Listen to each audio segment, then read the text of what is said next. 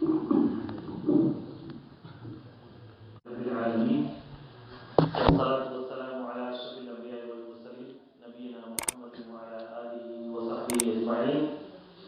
بعد قال الله سبحانه وتعالى من عمل صالحا من ذكر أو أنثى وهو مؤمن فلنحيينه حياة طيبة ولنجزينهم أحسن الذي كانوا يعملون رب اشرح لي صدري ويسر لي أمري واحلل عقدة من لساني يفقهوا قولي اللهم علمنا ما ينفعنا وانفعنا بما علمتنا وزدنا علما. محترم دین بھائیوں اور بہنوں، السلام علیکم ورحمۃ اللہ وبرکاتہ۔ سب سے پہلے میں آپ تمام بھائیوں اور ان پردہ نشین خواتین اسلام کا شکریہ ادا کرتا ہوں جن کی کوششوں کے ذریعے، جن کی دعاؤں کے ذریعے سے یہ پروگرام منعقد ہوا ہے۔ اللہ تعالیٰ ان تمام لوگوں کی کوششوں کو قبول فرمائے اور قیامت کے دن ان کے نام اعمال میں ان کے لیے بخشش کا سبب بنائے۔ یہ میری زندگی کا دوسرا موقع ہے کہ میں اردو میں آیا ہوں۔ ایک بار آج سے 30 سال پہلے، جبکہ میں بہت چھوٹا تھا، نوڈیہا میں پڑھ رہا تھا، اور مولانا عبدالمجید فیضی حفظہ اللہ جو پڑھا رہے ہیں ان کا پروگرام تھا، انہی کے ساتھ شعر و شاعری کے لیے یہاں آیا تھا۔ اس وقت گاؤں کے مکانات عام طور پر کچے ہوتے تھے، کھپڑے جیسے گھر ہوتے تھے، اور یہ آج 30 سال کے بعد آپ لوگوں کے سامنے میں عبدالباسط کھڑا ہوں۔ اللہ تعالیٰ ہماری اس حاضری کو قبول فرمائے۔ میری بھائیوں، یہ ٹھنڈی رات ہے، اور 30 سال پہلے جب آیا تھا اس وقت بھی ٹھنڈی رات تھی، لیکن اس وقت بھی یہاں کے لوگوں میں جو جوش اور جذبہ میں نے دیکھا تھا وہ واقعی میں قابل دید تھا، اور الحمدللہ آج بھی ہم نوجوانوں کے اندر، بچوں کے اندر اور بزرگوں کے اندر جذبہ دیکھ رہے ہیں، وہ بھی قابل رشک ہے۔ اللہ تعالیٰ اسے باقی رکھے۔ دراصل ہونا بھی یہی چاہیے، ذرا نہ ہو تو یہ مٹی بڑی زرخیز ہے ساتھی۔ ہم لوگوں کو ان کی حالت میں چھوڑے رکھتے ہیں، لیکن ذرا کی کوشش کے ذریعے سے ان کی زندگیوں میں بہت کچھ تبدیلی آ جاتی ہے، بہت کچھ بدلاؤ آ جاتا ہے، اور خاص طور سے ایسے پروگرام لوگوں کی زندگیوں میں مہمیز کا کام کرتے ہیں۔ کتنی بگڑی زندگیاں ہوتی ہیں، ایک واقعے سے بدل جاتی ہیں۔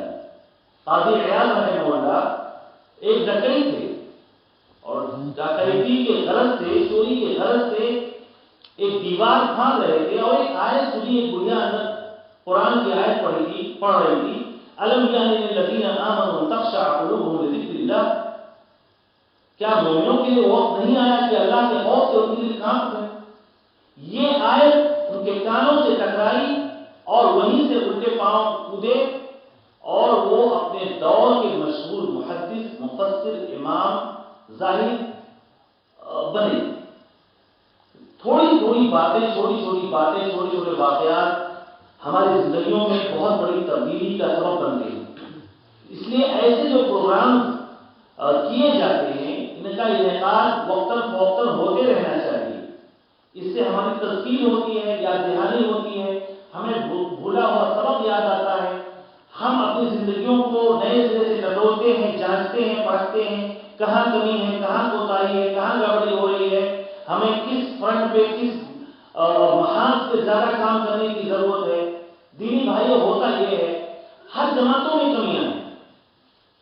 بعض لوگ ہیں جنہوں نے صرف حب رسول کا، محبت رسول کا، شفاعت رسول کا ٹیبلٹ کھلا کے لوگوں کو سلا دیا ہے، کچھ کرنے کی ضرورت نہیں ہے، اب تم لوگوں کا بیڑا پار ہے۔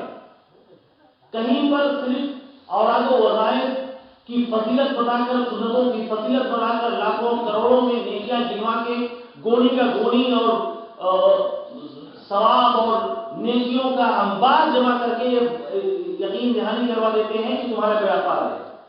ہم اہل حدیثوں کی یہاں بھی بہت بڑی کمی ہے۔ ہم لوگوں نے بھی یہ سوچ رکھا ہے کہ بس عقیدے کا جام پلا دو، عمل کرنے کی ضرورت نہیں۔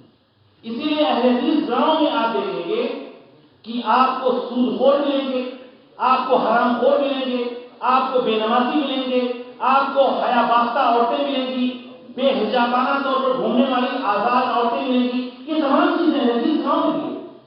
اور ہم یہ سوچتے ہیں کہ صرف ہمارا توحید صحیح ہے، ہمارا عقیدہ صحیح ہے، اس لیے اب ہمیں نماز پڑھنے کی ضرورت نہیں ہے. عقیدہ کے ذریعے سے ہم ایک نہیں تو جنت کی چلے جائیں. آخر وہ عقیدہ کس کام کا جو آپ کی زندگی میں تبدیلی نہ لا سکے. یہی لا الہ الا اللہ پڑھنے کے بعد بلال پورے کفر کی طاقت سے ٹکرا گئے. یہی لا الہ الا اللہ محمد رسول اللہ پڑھنے کے بعد عمار بن یاسر اور ان کا پورا خاندان مشرکین مکہ سے ٹکرا گیا تھا اور اللہ کی راہ میں اپنی جان کو انہوں نے نچھاور کر دیا تھا. اور یہی کلمہ ہم پڑھنے والے ہیں. ہم بھی سوچتے ہیں کہ ہمارا عقیدہ صحیح ہے، ہمارا سب کچھ صحیح ہے اور ہمارا دین روز بکتا ہے، ہمارا ایمان روز بکتا ہے، ہم روز بکتے ہیں، ہماری قیمتیں روز لگتی ہیں. آخر کیوں نہیں یہ عقیدہ ہمارے کچھ کام آتا ہے؟ دینی بھائیوں، ایک گناہ بھی ہمارے لیے بہت بڑی تباہی کا سبب بن سکتا ہے. آپ سوچیں جنگ احد میں مسلمانوں کو جو شکست ہوئی اور 70 سے زیادہ صحابہ کرام شہید ہوئے، مارے گئے. اللہ تعالیٰ نے سورہ آل عمران میں اس کا نقشہ کیا ہے. اولما اصابتکم مصیبۃ قد اصبتم مثلیها قلتم ان هذا قل هو من عند انفسکم.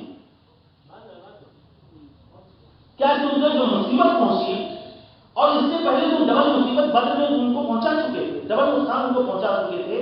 70 لوگوں کو تم نے قتل کیا تھا، 70 لوگوں کو تم نے قیدی بنایا تھا، تو ڈبل خسارہ ان کو تم نے دیا تھا. آج تم کو یہ جو خسارہ اور نقصان ہوا ہے تم پوچھتے ہو کہ انا ھذا، یہ مصیبت کہاں سے آن پڑی؟ قل هو من عند انفسکم، یہ تمہاری اپنی کوتاہی کی وجہ سے سزا ملی. تم نے رسول کی مخالفت کی، رسول نے تم کو ایک پوائنٹ پہ کھڑا کیا تھا کہ یہ جگہ چھوڑنا نہیں، چاہے ہماری لاشوں کو پرندے نوچ کھائیں لیکن یہ جگہ نہیں چھوڑنا. تم نے رسول کے حکم کی مخالفت کی، اس کی سزا ملی. آپ سوچیں، میں آپ سے اور ہم اپنے آپ سے سوال کریں کہ صحابہ سے زیادہ توحید اور عقیدہ کسی کا اس ہوئے زمین پر دودھ ہو سکتا ہے؟ نہیں ہو سکتا. توحید کے سب سے پہلے علم بردار ہو گئے، عقیدے پہ سب سے زیادہ جمنے والے اور عقیدے سے محبت کرنے والے سب سے زیادہ وہ لوگ تھے. اس کے باوجود شکستیں فاش ہوئی احد میں. اللہ کے نبی صلی اللہ علیہ وسلم خود زخمی ہوئے، بے ہوش ہوئے. 70 سے زیادہ صحابہ کرام مصعب بن عمیر، اللہ کے نبی کے چچا سید الشہداء حمزہ رضی اللہ تعالیٰ عنہ جیسے جو شہید ہوئے ایک خامی کی ہوئے. ہم سوچیں ہم نماز نہیں پڑھتے ہمارے لیے سے کافی، ہم سود کھاتے ہیں ہمارے لیے سے کافی، ہم حرام خوری کرتے ہیں ہمارے لیے سے کافی. یہ چیزیں کافی نہیں ہوگی دنیا میں. واقعی میں اگر انسان کا عقیدہ درست ہوگا، انسان کا ایمان درست ہوگا تو اس کا عمل بھی درست ہوگا. عمل گڑبڑ ہے تو سمجھ لیجیے اس کے عقیدے میں، اس کے ایمان میں کمزوری ہے. یہیں سے سب کچھ، یہ دل ہے اور یہ جو ہمارے ایمان اور عقیدے کا مرکز ہے، یہیں سے ہمارے عمل کو مہمیز ملتی ہے. اگر یہاں کمزوری آ گئی تو ہمارا عمل بھی کمزور، اسی میں ہم بھی فسردی ہو جائیں. یقیناً توحید ہی نجات کا واحد راستہ ہے، لیکن یاد رکھیں میرے بھائیو، صرف توحید کے ذریعے سے آپ کو کامیابی نہیں ملے گی. اگر عملی زندگی میں آپ پیچھے ہیں اور فسردی ہو گئے. بہرحال یہ میرا موضوع نہیں تھا، لیکن چونکہ ایک دینی محفل ہے، وعظ و نصیحت کی محفل ہے، ایک دوسرے کو یاد دلانے اور خود کو یاد دلانے والی محفل ہے، اس لیے ہم چاہتے ہیں کہ یہ جو پروگرام ہوا ہے یہ ہمارے گاؤں میں، ہمارے علاقے میں ایک تبدیلی کا سبب بنے. اس کے ذریعے سے ہمارے یہاں جو کمیاں اور کوتاہیاں پائی جاتی ہیں وہ دور ہوں، اور صرف ہم اس غلط فہمی میں شیطان نے جو ہم کو دھوکے میں دے رکھا ہے کہ تم اہل حدیث ہو اس لیے تمہیں کچھ کرنے کی ضرورت نہیں ہے. یہ بہت بڑا شیطانی دھوکہ ہے. بغیر عمل کے کوئی بھی شخص جنت میں نہیں جائے گا. یاد رکھیں، بغیر عمل کے کوئی بھی شخص جنت میں نہیں جائے گا. عمل جنت میں جانے کی گارنٹی نہیں ہے، لیکن عمل اللہ تعالی کی رحمت کا سبب ہے. تو اللہ رب العالمین کی رحمت کے مستحق قرار پائیں گے اور پھر اللہ کی رحمت سے جنت میں جائیں گے. لیکن عمل نہیں ہوگا زندگی میں میرے بھائیوں تو صرف عقیدہ رکھ کے اور عقیدے کی آواز بلند کر کے ہمارا اور آپ کا کچھ بھلا ہونے والا نہیں ہے. اس لیے خاص طور سے آپ پہلے بھی گاؤں کا جائزہ لیں, یہاں سے لے کر پورے سدھارتھ نگر اور دوسرے جگہوں پر آپ کو بدعملی سب سے زیادہ انہیں گاؤں میں ملی, سب سے زیادہ, کیونکہ ہم سب سے بڑے ہمیں اپنا خود کا سب سے بڑا ناقد اور کرٹک ہونا چاہیے. ہم اپنا جائزہ لیں, اپنے علاقوں کا, اپنے گاؤں کا, اپنے پڑوس کا جائزہ لیں کہ کہاں پہ کون سی کمیاں پائی جاتی ہیں, اس کو دور کرنے کی کوشش کی جائے. اس دھوکے میں شیطان ہمیشہ ہمیں نہ رکھے کہ ہم جو ہے عقیدے کی رٹ لگائے ہوئے ہیں, اس لیے ہمارا بیڑا پار ہو جائے. اللہ رب العالمین ہم سب کی اصلاح کرے. دینی بھائیوں, مجھے جس موضوع پر خطاب کرنا تھا, انشاءاللہ میں اپنے وقت کو زیادہ نہیں لوں گا اور کچھ ہی منٹوں میں اپنی بات کو آپ کے سامنے رکھ کے آپ سے رخصت ہو جاؤں گا. اللہ رب العالمین یہ دنیا جو ہے مرد اور عورت سے سجائی ہے اور ہر ایک کو اس کا اپنا کردار بتایا ہے, ہر ایک کو اس کی اپنی ذمہ داریاں بتائی ہیں. کلکم راع وکلکم مسئول عن رعیتہ. ہر شخص چرواہا ہے, ہر شخص ذمہ دار ہے اور قیامت کے دن ہر شخص اس کی ذمہ داریوں کے بارے میں سوال کیا جائے. مرد کو اللہ تعالیٰ نے جسمانی طور پر ایک الگ انداز میں بنایا ہے, عورت کو جسمانی طور پر مختلف بنایا ہے. مرد جسمانی طور پر قوی ہوتا ہے, مضبوط ہوتا ہے, ذہنی طور پر زیادہ مضبوط ہوتا ہے, اس لیے اس کو دوسری ذمہ داریاں دی گئی. عورت کو اللہ رب العالمین جسمانی طور پر کمزور بناتا ہے لیکن جذباتی طور پر بہت مضبوط بناتا ہے, اس لیے اس کی ذمہ داریاں بھی اللہ رب العالمین نے الگ کی. ان میں سے کوئی ایک فریق بھی اگر اپنی ذمہ داری سے بھاگنے لگے تو دنیا کا سسٹم نظام نہیں چل پائے گا. مرد کو خارجی ذمہ داریاں اللہ نے دی, عورت کو داخلی ذمہ داریاں اللہ نے دی. کیونکہ جسمانی طور پر قوی ہوتا ہے اس لیے مرد کو باہر کے کام دیے, جتنے بھی بھاری بھاری کام ہوتے ہیں مرد انجام دیتا ہے دنیا کے, چاہے وہ دنیا کی سربراہی ہو, چاہے کھیتی باڑی ہو, چاہے دکانداری ہو, یا دنیا کے اور کام ہو, مرد انجام دیتا ہے. لیکن گھریلو جو کام ہے اس کی ذمہ داری اللہ تعالیٰ نے عورت کے ذمہ دی. وہ ایک امت کی تشکیل دیتی ہے, وہ ایک جنریشن میں ایک نسل کو پروان چڑھاتی ہے. اور یہ وہ کام ہے, ان میں سے کوئی بھی کام جو ہے آپ یہ نہیں کہہ سکتے کہ یہ کام کمتر ہے اور یہ کام برتر ہے. مردوں کا کام برتر ہے, عورتوں کا کام کمتر ہے. ان میں سے کوئی بھی کام کمتر اور برتر نہیں ہے, دونوں اپنی جگہ کی انتہائی اہم ہے. کہیں بھی کوتاہی ہوتی ہے تو پورا معاشرہ اسے متاثر ہوتا ہے. ہم یہاں آئے ہیں اپنی ان بہنوں کو جو یہاں پروگرام میں نہیں آ سکتی ہیں لیکن ان کو میری آواز آ رہی ہوگی, وہ یہ جاننے کی کوشش کریں کہ ان کا کام صرف مردوں کے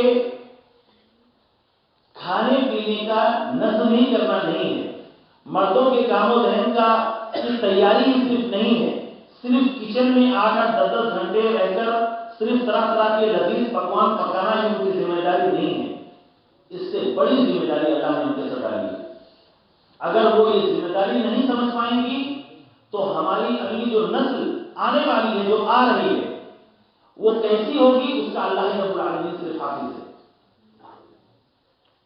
لیکن دین بھائیو یاد رکھیں, جو ذمہ داریاں عورتوں کی ہیں ان ذمہ داریوں کو ادا کرنے کے لیے ضروری ہے کہ عورت کے اندر سب سے پہلی خوبی جو پائی جانی چاہیے وہ یہ ہے کہ عورت کے اندر زہد اور تقویٰ ہو, اللہ والی ہو.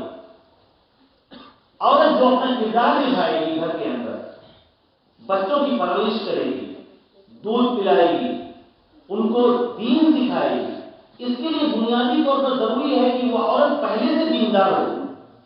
کیونکہ جس کے پاس خود دین نہ ہو وہ کیا دوسرے کو دین سکھائے گی. فاقد الشیء لا یعطی, جس کے پاس کوئی خود نہ ہو وہ آپ کو کیا دے سکتا ہے. اس لیے سب سے بنیادی چیز یہ ہے کہ عورت جو ہے وہ اللہ والی ہو, وہ دیندار ہو. اسی لیے مردوں کو یہ سکھایا گیا ہے کہ تم اپنی بیوی کا جو انتخاب کرو تو دین والی کو ترجیح دو. اگر دین والی کو ترجیح نہیں دو گے تو تمہیں زندگی میں نقصان اور خسارے کے علاوہ کچھ حاصل نہیں ہوگا. آج ہمارا مزاج مادہ پرستانہ ہو گیا, ہم مادہ پرست ہو گئے. ہم شادی بیاہ میں بھی کبھی کبھی, آج دنیا تھوڑا زیادہ ترقی یافتہ ہو گئی ہے, سوچتے ہیں کہ اگر کوئی جاب کرنے والی سرکاری نوکری پیشہ کوئی عورت مل جائے, کوئی ٹیچر ہو یا کوئی کام کرنے والی, جاب کرنے والی ہو, ایسی عورت مل جائے تو بہتر ہے, تاکہ مزے کریں اس کی تنخواہ ہو کے پیسے پر. جہیز پر دوسری نگاہ ہوتی ہے, زیادہ جہیز دے کر آئے. خاندان دیکھتے ہیں, دین سب سے آخر میں دیکھتے ہیں, اور دین کے ساتھ ہم ہر سمجھوتا کرنے کے لیے تیار ہوتے ہیں. اور دین کمی لوگ ہیں جو کسی عورت کے اندر, کسی لڑکی کے اندر جھلائی دیتے ہیں.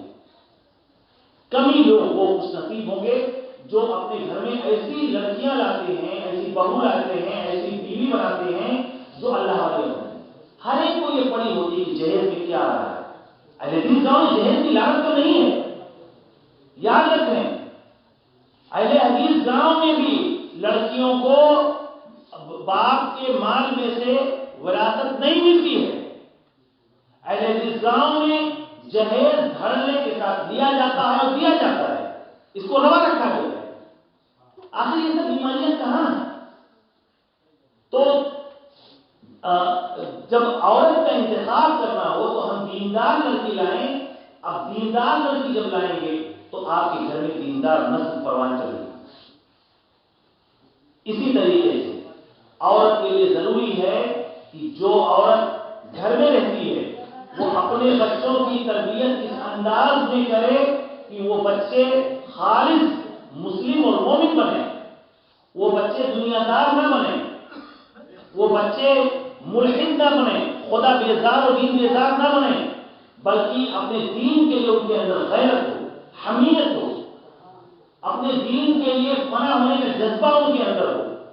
ان کی جان چلی جائے لیکن دین کے معاملے میں کوئی کمپرومائز اور دین کے معاملے میں کوئی سمجھوتا نہ کرے. اس کے لیے ضروری ہے میرے بھائیوں کہ ہم اپنے گھر میں ایسی بہو ہو, ایسی بیوی لے کے آئیں جو دین کو جاننے والی ہو, سمجھنے والی ہو. آج عام طور پر لوگ یہ کہتے ہیں کہ پڑھی لکھی لڑکی لاؤ گے تو وہ بہت جلد گھر میں بٹوارا کرا دے گی, پڑھی لکھی لڑکی لاؤ گے تو وہ فرمانبردار نہیں ہوگی. یہ سوچ, یہ جاہلانہ سوچ ہے. یہ سوچ ان لوگوں کی ہوتی ہے جو ہمیشہ عورتوں کو اپنے پیروں کی جوتی بنا کے رکھنا چاہتے ہیں. یہ ان مردوں کی سوچ ہے جو چاہتے ہیں کہ عورت ان کے سامنے بھیگی بلی بنے رہے. آپ جو کہیں وہ آپ کے ہاں میں ہاں ملائے, آپ کی مخالفت کبھی نہ کرے.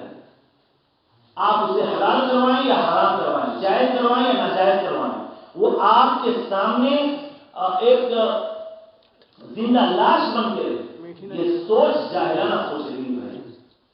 ایک عورت جو پڑھی لکھی آئے گی, دین کی جانکار ہوگی, تو یقیناً وہ اپنے حقوق کا مطالبہ کرے. آپ اس کے حقوق سلب نہیں کر سکتے. ایک بیوی کے طور پر جو اس کے حقوق ہیں, اپنے حقوق کا مطالبہ کرے. اور اسی سے ہم بھاگنا چاہتے ہیں کہ پڑھی لکھی رہے گی تو حقوق مانگے گی, اور ہم حقوق دینا نہیں چاہتے. ہم چاہتے ہیں کہ ویسے ہی کریں جیسے ہم چاہتے ہیں, ہمارے اکارڈنگ, ہماری سوچ کے حساب سے, ہماری فرمائش کے حساب سے, ہمارے اپنے انداز میں وہ چیز, اس کا اپنا کوئی وجود نہیں. یہ ایک جاہلانہ سوچ ہے. وہ اسی وجہ سے دینی بھائیوں, ہمارے گھروں سے جو بچے آ رہے ہیں, جو نسلیں پروان چڑھ رہی ہیں, وہ پورے طور پر دین بیزار ہیں. کیونکہ بچپن سے مائیں ان کو دنیا دار بناتی ہیں, دنیا پرست بناتی ہیں. اور ہم یہی چاہتے ہیں کہ ہمارے بچے زیادہ سے زیادہ کمانے والے بنیں. پورا گاؤں پتہ چلتا ہے کہ ڈی ایم بن گئے, ایس ڈی ایم بن گئے, I S I P S officer بن گئے, لیکن ایک کام کا عالم نہیں بنا. کیوں؟ کیونکہ عالم بننے میں کوئی ریٹرن نہیں ملے گا, کوئی واپس نہیں آئے گا, اچھا جاب نہیں ملے گا, نہ اچھی کمائی آپ کی رہے گی, نہ کوئی نام و نمود ہوگا. آپ کس سے مقابلہ آ رہے ہیں؟ لیکن اگر اچھی ماں لائیں گے, دیندار ماں لائیں گے, تو بچپن سے وہ اپنے بچے کو یہ سکھائے گی کہ بیٹا یہ دنیا کی زندگی سب کچھ نہیں ہے، یہاں پہ آگے ہونا، یہاں پہ پیچھے ہونا، یہاں پہ دنیا کے حساب سے ڈیولپ کرنا یا دنیا کے حساب سے آؤٹ ڈیٹڈ ہونا اللہ کی نگاہ میں کوئی معنی نہیں رکھتا۔ اگر تم اللہ کی نگاہ میں سرخرو ہو تو تم دنیا کے سب سے قیمتی متاع ہو۔ اس کے لیے ایک اچھی دیندار، سمجھدار، دین کو جاننے والی، دین کو سمجھنے والی عورت چاہیے۔ اس لیے اللہ کی بندیوں، جو لوگ اپنے گھروں میں ہیں، جو سن نہیں ہیں، وہ اپنے کردار کو پہچانیں، اپنا مقام و مرتبہ جانیں۔ آپ صرف کھانا پکانے اور سجاوٹ کا سامان بنانے کے لیے دنیا میں نہیں آئی ہیں۔ آپ کی بطن سے جتنے بھی محدثین پیدا ہوئے وہ آپ کی پیٹ سے پیدا ہوئے، جتنے مفسرین پیدا ہوئے وہ آپ کے پیٹ سے جنم لیے، دنیا میں جتنے بڑے مجاہدین علماء انبیاء پیدا ہوئے ہیں وہ تمہارے ہی پیٹوں سے پیدا ہوئے۔ آج کیوں ہمارا پیٹ جو ہے ان کی ایسی مائیں کیوں نہیں ہو رہی ہیں جن کے پیٹ سے ایسے مفسرین، محدثین، علماء، دیندار قسم کے لوگ اور لوگوں میں اصلاح پیدا کرنے والے، لوگوں کے اندر تبدیلیاں پیدا کرنے والے لوگ کیوں نہیں پیدا ہو رہے؟ ایک سے ایک دنیا دار پیدا ہو رہے ہیں۔ اس کی وجہ یہی ہے کہ بھائیوں اور بہنوں کی عورتیں جو ہیں، جو انسانیت کا نصف اور آدھا ہیں، وہ عضو معطل بن کے رہ گئی۔ ان کا کوئی سماج میں کوئی کردار نہیں ہے۔ سماج اور سوسائٹی کی تشکیل میں، سماج اور سوسائٹی کو بنانے میں ان کا کوئی اپنا کوئی کردار نہیں ہے۔ وہ پورے طور پر یا تو شاپنگ کرتی ہیں یا تو کھانا پکاتی ہیں، یا تو شاپنگ کرتی ہیں یا کھانا پکاتی ہیں، یہی کام ان کا رہے گا۔ نہ وہ خود اپنا مقام و مرتبہ جان پائی ہیں اور نہ مرد ان کو یہ مقام و مرتبہ بتانا چاہتے ہیں اور سکھانا چاہتے ہیں۔ اسی لیے دیکھیں پروگرام ہوتے ہیں، مردوں کے لیے پروگرام ہوتے ہیں، مسجدیں بنتی ہیں صرف مردوں کے لیے مسجدیں بنتی ہیں، نہ ان کے اندر کوئی اصلاح و تربیت کا کوئی کام ہوتا ہے، نہ ان کے اندر کوئی اصلاحی پروگرام ہوتے ہیں کہ ان کو بھی کوئی بتائے۔ جمعہ کے خطبے سننے سے محروم رہتی ہیں۔ عام طور پر اللہ کرے کہ یہاں پر اوبلڈی میں ایسی مسجدیں ہوں جہاں پر عورتیں بھی آتی ہوں اور ہمارے یہاں پڑھایا جاتا ہے، خطبوں سے مستفید ہوتی ہوں۔ یہ بہت مستحسن قدم ہوگا انشاءاللہ العزیز، کیونکہ اگر لگاتار عورتیں ایسے پروگرام سے دور رہتی ہیں تو ان کے اندر جہالت دن بدن بڑھتی چلی جاتی ہے اور وہ پرانے ریت رواج کے حساب سے ہی اپنے بچوں کو پروان چڑھاتے ہیں۔ میرے بھائیوں، ہم خود ہر آدمی اپنا جائزہ لیں کہ ہم کسی بھی مدرسے میں پڑھ لیں، کسی بھی کالج میں چلے جائیں، کسی بھی یونیورسٹی میں چلے جائیں، مدینہ چلے جائیں، مکہ چلے جائیں، کہیں بھی چلے جائیں، لیکن ہمارے ماں باپ کی تربیت کا جو اثر ہوتا ہے، خاص طور سے ہماری ماں نے ہماری روٹی میں جو پار ڈالا تھا، اس کا اثر ہمیشہ ہم اپنے اندر پاتے ہیں، ہمیشہ پاتے ہیں۔ مدرسے اور تعلیم ہمارے گھروں میں جو تربیت ہوتی ہے اس کی کانٹ چھان کرتے ہیں، اس کو جلا بخشتے ہیں، اس کو فروغ دیتے ہیں، لیکن آپ دیکھیں گے کہ گھر سے پورے طور پر جو بچہ بگڑ جاتا ہے، مدرسے بھی اس کی اصلاح اور تربیت نہیں کر پاتے۔ اس لیے میری بہنیں اپنے کردار کو سمجھیں۔ اگر آپ نے اپنے بچوں کو دینی انداز میں تربیت دی ہے، دینی انداز میں ان کو پالا ہے، اللہ اس رسول کی پہچان کرائی اور شناخت کرائی ہے، تو ہی آپ کے بچے جو ہے پوری زندگی دین اور ایمان پر قائم رہیں گے۔ ورنہ آپ سوچیں کہ یہ بچے کتنے بھی بگڑے ہوئے ہوں، عام طور پر نظام لوگوں کا بن جاتا ہے کہ بچہ زیادہ بگڑتا ہے تو کہتے ہیں مدرسے میں بھیجو، مدرسے میں مولوی لوگ جو ہے اس کو سدھار دیں، مولوی لوگ نہیں سدھار پائیں۔ اگر اصل مدرسہ جہاں پہ ان کو سدھرنا چاہیے تھا، جہاں ان کی تربیت ہونی چاہیے تھی، وہاں وہ بگڑ گئے تو مدرسہ ان کو نہیں سدھار پائے۔ مدرسے تھوڑا کاٹ چھان کرتے ہیں، مدرسے نئے سرے سے آپ کو جنم نہیں دیتے، کوئی ٹرانسفارمنگ مشین نہیں ہے کہ آپ اس میں گئے اور آپ ایک نئے انسان بن کے پیدا ہوئے۔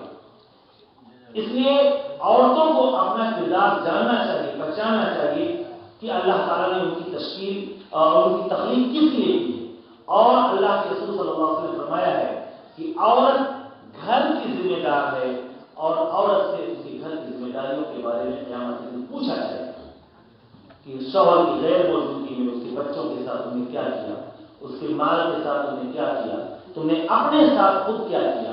ان تمام چیزوں کے بارے میں قیامت کے دن سوال کیا جائے گا.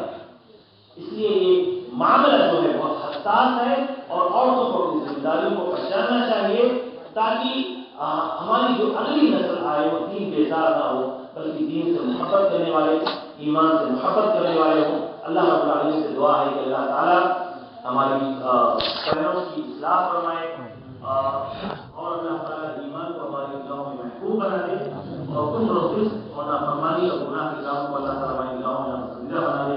اللہ تعالیٰ جب دنیا میں زندہ ہے اسلام زندہ